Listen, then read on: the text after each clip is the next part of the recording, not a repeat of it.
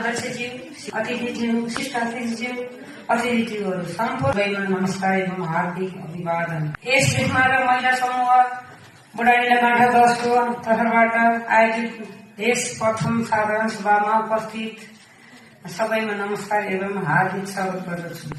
संस्था सालै मात्र स्थापना गरिएको नेपालीहरूको महान चाड दीपावलीमा महिला दिदीबहिनीहरूबाट खेलिएको भैलो कार्यक्रमबाट शुभकामना आदान प्रदान गरी संकलित रकम मात्र यस समूहको आयोजन भएको र टोलहरूको राय सल्लाहमा भावी योजना सहित अगाडि बढ्ने नीति लिएको बेहोरा सादर अनुरोध गर्दछु। हालसम्मको स्थिति विवरण। वेगमार्गमा बसोबास गर्ने पुरुष तथा महिला अग्रजहरूको राय सुझावमा महिला दिदीबहिनीहरूलाई समूहमा आबद्धको लागि अनुरोध गर्ने, टोल संस्कृतिका कार्यक्रमहरू गर्ने, ज्येष्ठ नागरिकहरूलाई सम्मान गर्ने कार्यहरू समेत सम्पन्न गरेको बेहोरा सादर अनुरोध गर्दछु।